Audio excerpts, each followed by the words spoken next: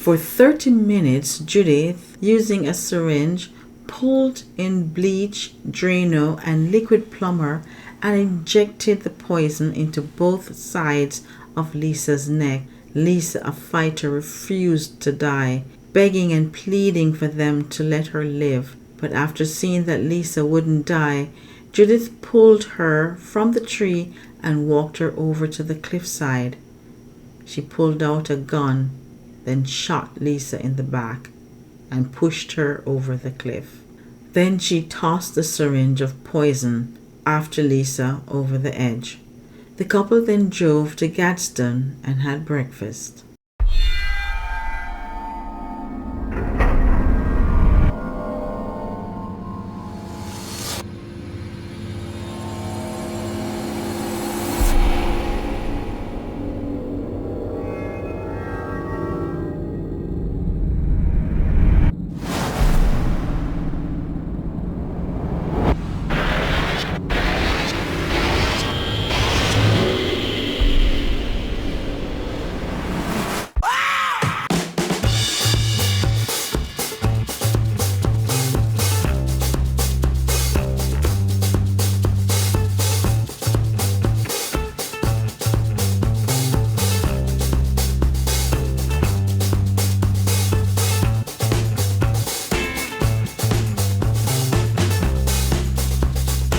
Well, you have gone and done it, didn't you?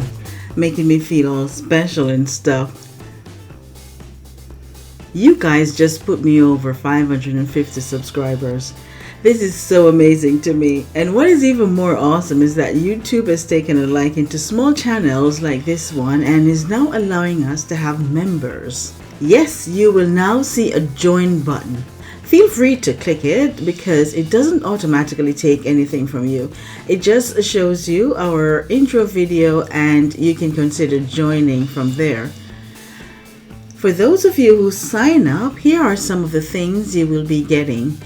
You will get additional footage like this one here. It will include seeing us two knuckleheads as we venture to some of these beautiful and strange places and hear our on-the-spot commentary. For what that's worth. You get all the behind the scenes and all that other fun stuff that I sometimes have to leave out of the regular videos, and maybe get some bloopers as well.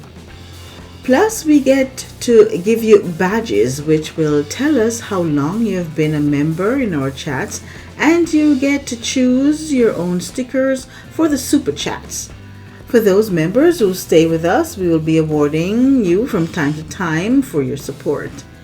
With your help, we will be able to travel to more places and find more interesting stories to bring to you. We might even get to travel further for more stories.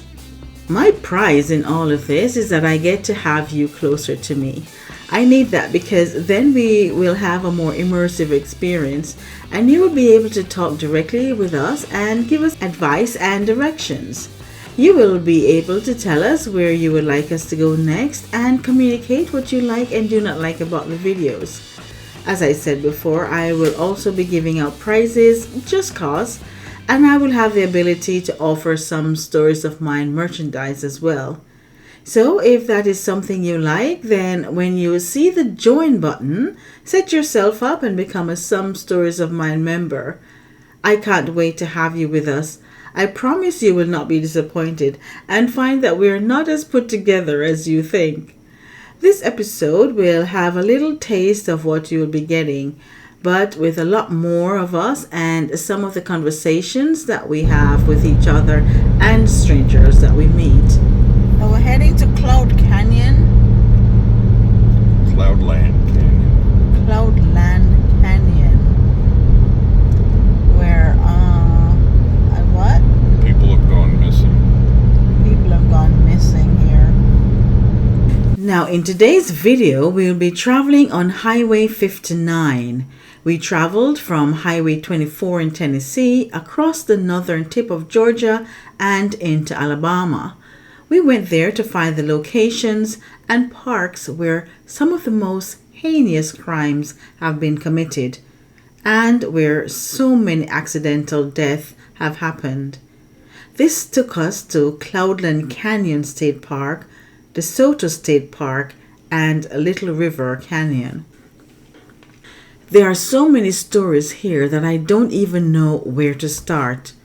Almost all of these stories are tragic, and I am so very sorry for all the relatives of these people.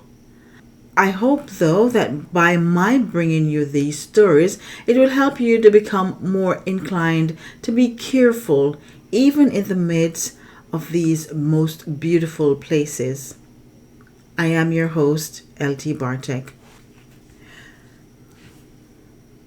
Located in the northeastern state of Alabama, Desoto State Park sits proudly on the ridge of Lookout Mountain, a mere 8 miles northeast of Fort Payne, DeKalb County. According to the local legend, the park was named after Spanish explorer Hernando de Soto, who passed through the area in 1541. The park was voted one of America's top 10 state parks by Camping Life magazine in 2006, but now Forbes actually named it one of the deadliest parks in America. The Desoto Park is located near the Little River Canyon National Preserve. 3,502 acres make up the park, which is mostly dense forested mountain terrain. It also boasts unusual rock formations, breathtaking waterfalls, and soothing rivers. But although this area is beautiful and attracts thousands of visitors every year, it is one of the most dangerous places to visit.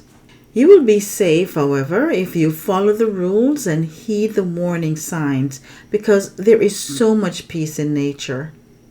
And just being there refreshes you and offers you a new lease on life.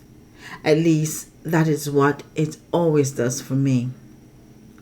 Most of these waterfalls are easy to find, and you can get to them by only walking a few feet from your car. But for others, you may have to hike a bit.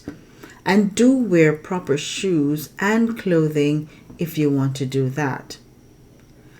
The Little River Canyon Rim Park Highway 176, the authorized, currently contained 15,288 acres. 11,042 acres of which are federally owned and managed. Protected within the preserve boundary is the spectacular Little River Canyon. It is carved into the flat top of Lookout Mountain and reaches depths in excess of 600 feet in some sections. It is one of the deepest canyon systems east of the Mississippi River and the deepest in the state of Alabama. The gorge is about 11 miles long when measured at the river from Little River to Mouth Park. Traveling between the same points in a car is about a 22-mile trip via the Rim Parkway. Within the park, visitors can take advantage of an array of amenities such as an extensive network of 30 miles of hiking and biking trails. For accommodation, there is a well-equipped campground boasting 94 full hookup sites and 2 comfort stations, along with a primitive camping area offering 16 individual sites, 3 group sites, and showers.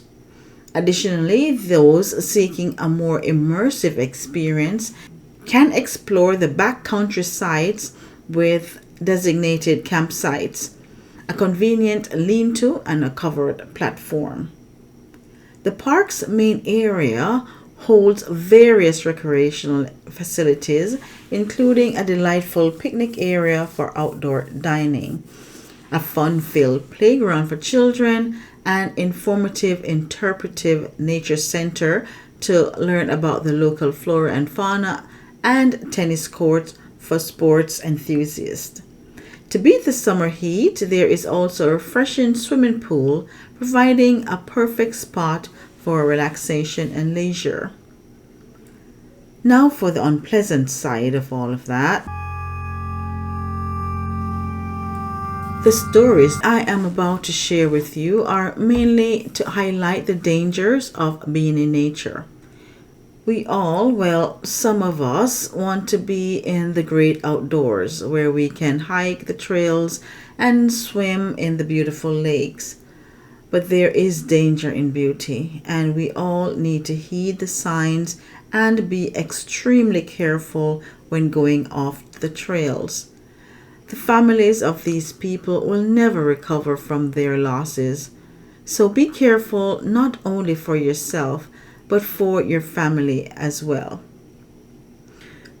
There have been many drownings at the Little River. There have been 4 deaths in 2020 and 2 in 2019.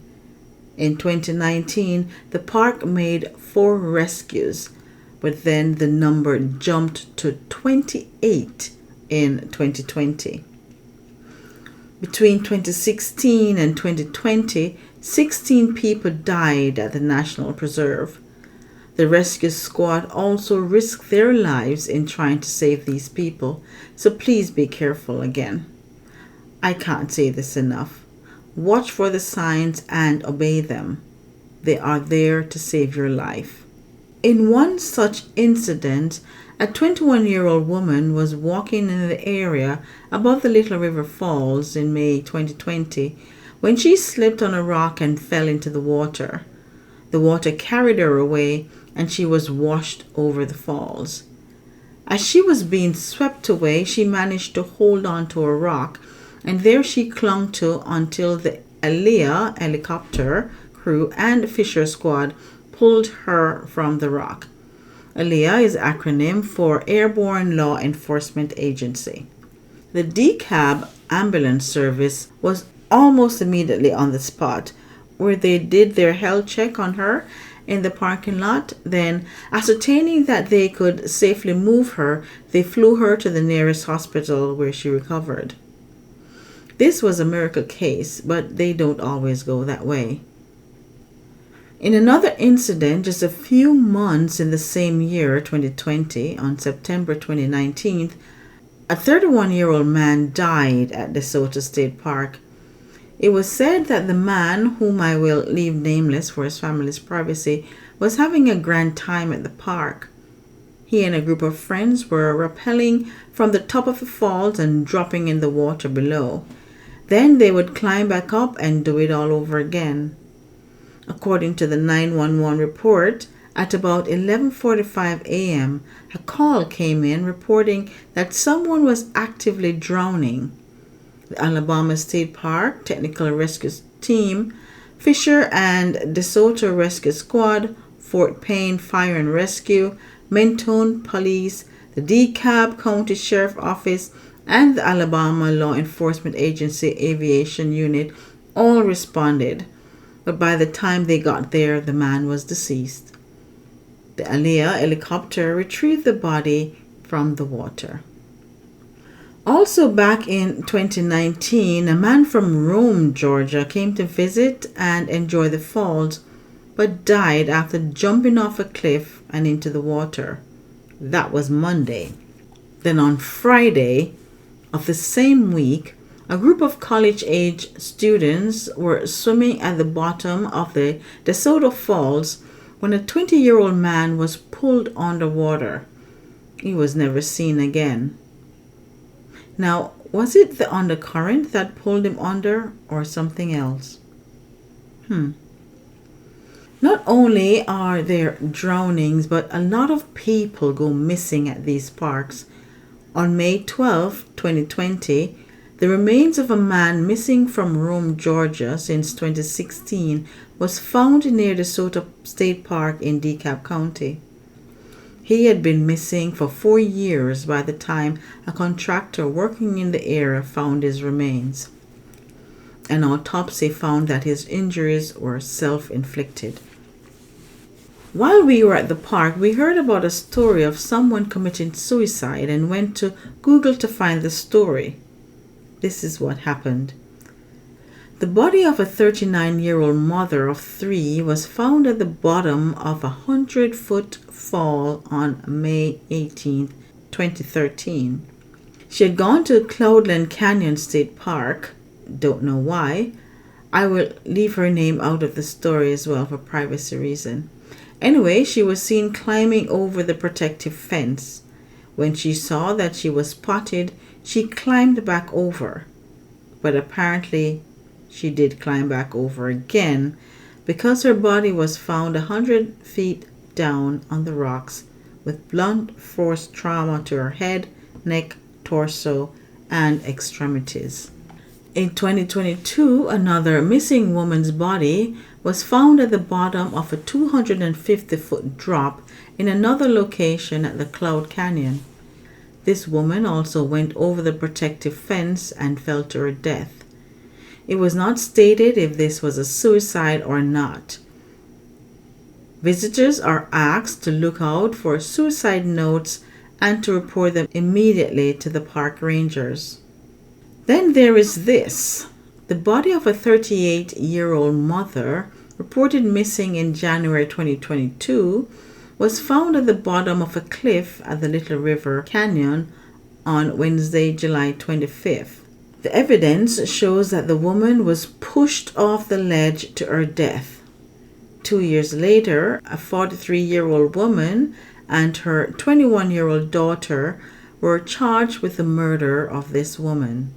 For more of this story, find the link in the description below. Now for our first of two major stories. 5 feet 2 inches Judy Caroline Payne of Dade County, Georgia, got up on Monday morning at her usual time and pulled out a pair of blue jeans and a blue t-shirt.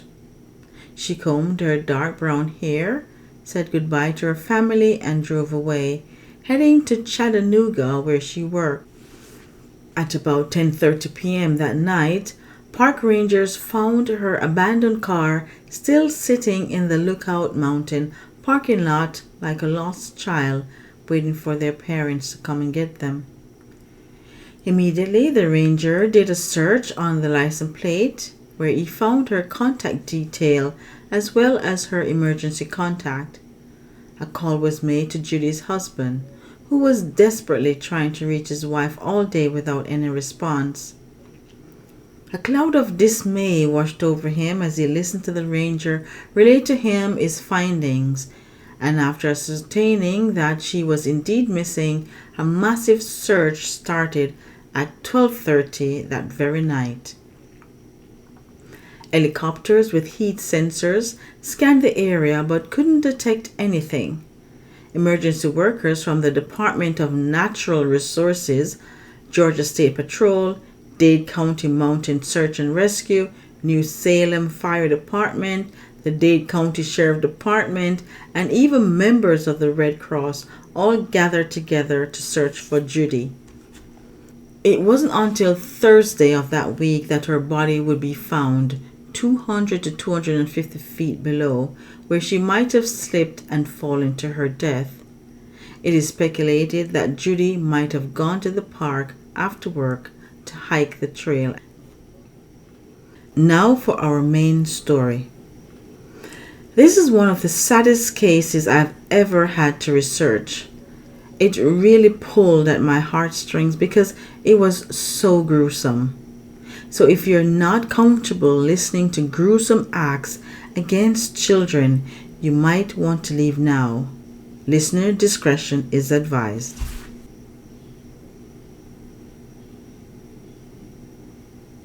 On Saturday, September 25, 1982, 13-year-old Lisa Ann Milliken and a group of other kids from the Ethel Harp's home for neglected and abused girls and boys were being chaperoned into the Riverbed Mall in Rome, Georgia. They were happy to be out, and in no time, Lisa headed to the arcade to play and watch other kids play games. She was unhappy with sticking with the group and soon wandered out of the eyeshot of the chaperones. So she did not see that danger lurked in the heart of another 18-year-old pregnant teenager and her husband, who stood watching her every move. Although Lisa was not too trusting of others, she saw no harm in talking with this pregnant woman. The woman, Judith Ann Neely, told her she had twins and was expecting her third child. Lisa loved babies and hoped to make a friend in Judith. But when she was grabbed by Alvin Neely and pushed into their car, shock immobilized Lisa, and before she could scream and fight to get away, the vehicle was racing down the road.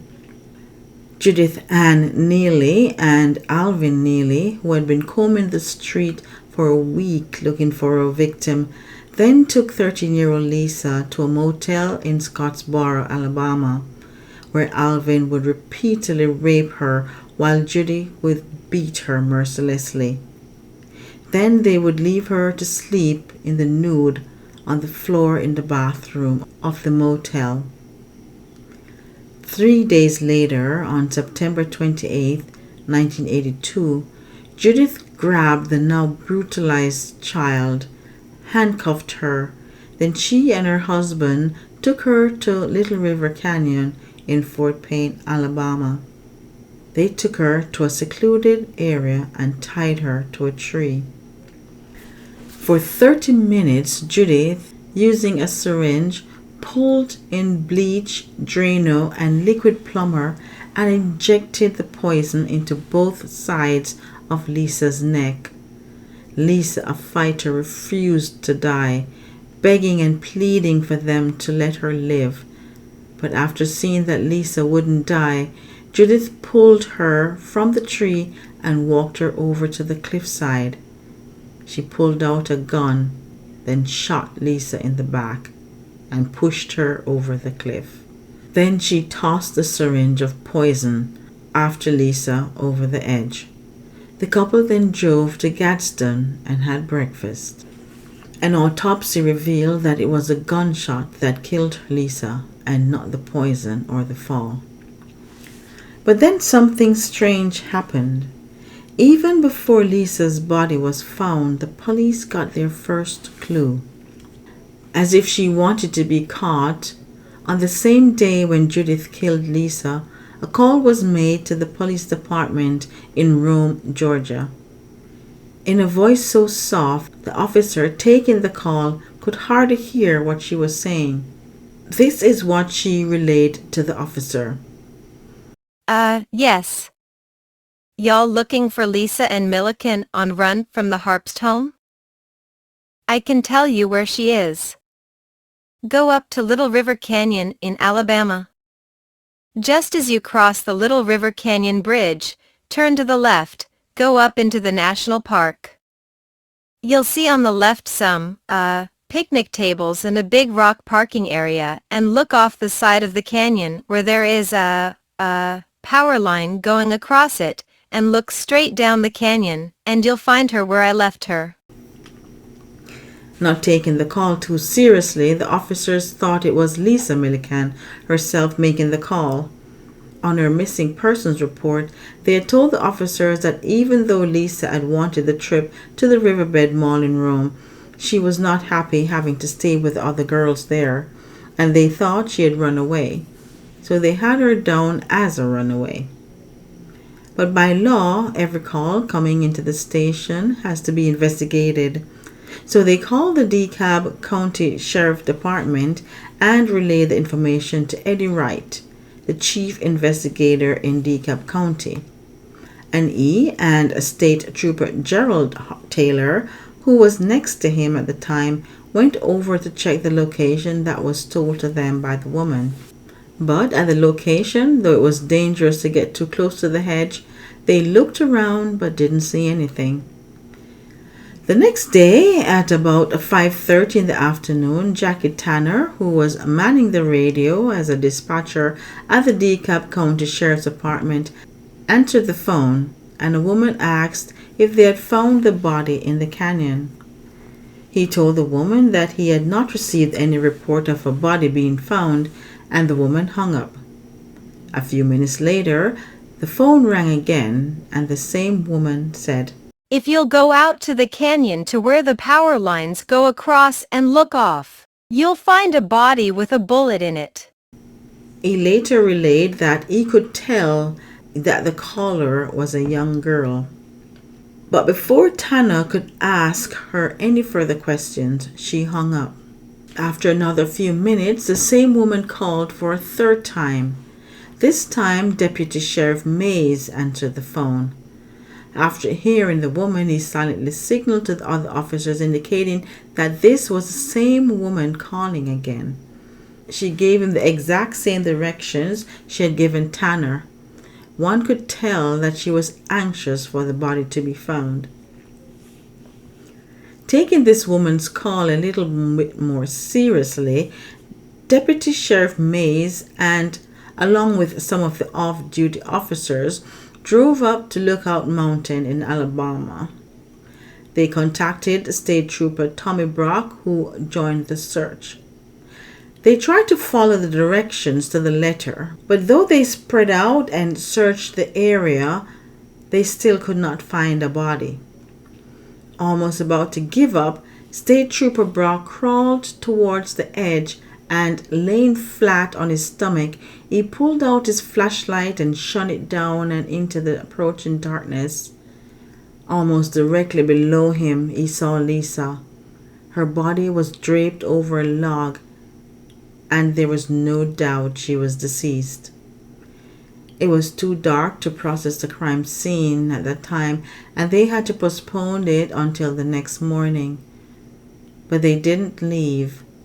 About a dozen officers kept watch at the top of the canyon that night, while Deputy Dennis Weaver rappelled to the girl below, where he stood watch over her body all night in the cold September night. The next day, they began searching the area for more clues, and that was when they found a white folded towel with insulin syringe inside. The syringe still had a murky-looking liquid substance inside them. They also took it into evidence. The investigating team in DeKalb County Sheriff's Department and the Roan detective ascertained that the woman who called those 3 times was the same person. They also discovered that this woman was from Rome because she referred to the Little River Canyon as a national park in the first call. Nobody from Fort Wayne would have called it that because it wouldn't be designated a national preserve for 10 years. Although following lead after lead in the hope of identifying Lisa's killer and the caller, it didn't go anywhere. But they still kept at it. It wasn't until another of Judy's other victims, who had survived, heard her voice that she would be identified. Yes, ladies and gentlemen, Lisa was not the couple's only victim, because not more than a few days later, on October 4th, 1982, 23-year-old Janice Chapman and her fiancé John Hancock, 26, were abducted by the Neelys. Janice was raped and murdered. John was harmed as well, but he survived the assault. I'm not sure if it was John or another of the murdering couple's victim who heard her voice identify her, but the couple was caught. They were remanded in custody in Alabama until the trial. Then, in a Georgia court in 1983, Judith pleaded guilty to kidnapping and murdering Janice and shooting her fiancé John. In a plea deal to avoid the death penalty, Judith was sentenced to life imprisonment for her testimony against her husband. But if she was ever to be released in Alabama, Georgia is waiting to convict her again. Alvin Neely, to avoid the death penalty, pleaded guilty to murdering and aggravated assault in Georgia. He was never tried for Lisa's murder. He was sentenced to life, but died in the Bostic State Prison while serving the sentence in 2005. In 2022, Judith was put before the parole board after spending 40 years in prison, but it was denied. Wow, this one was heavy. If any of you have any comment about this crime, leave it below. I would like to hear what you think. Now, I have been passing these fields over and over again. Can anyone tell me what this crop is? I have no idea. Okay, so that's that for now. But before we go, check out Mushroom Rock. We found it very interesting and ended up taking multiple shots of it. Check it out. It is said that several decades ago, a road crew was doing construction on the original scenic drive. They were told that this was where they needed to place the road. But after seeing the rock and thinking it was magnificent as I did, they decided to leave it where it stood and build the road around it. Such a neat find here in the backwoods. Before leaving, we tried to glimpse Alabama's tallest waterfall, the Grace High Falls, but this was all we had. The fall only appears after heavy rainfall and usually in spring, so nothing here. Now, I know those were some sad stories, but I hope you got some value from them. Remember again, when you see the join button, take a look at what you would be getting as a member of our channel. And subscribe if you have not done so already. Leave me a comment, let me know what you think of all of this, and share this video with those who you think will find it interesting as well. Remember to love yourself and others, and I will catch you on the next one. Love you. Bye.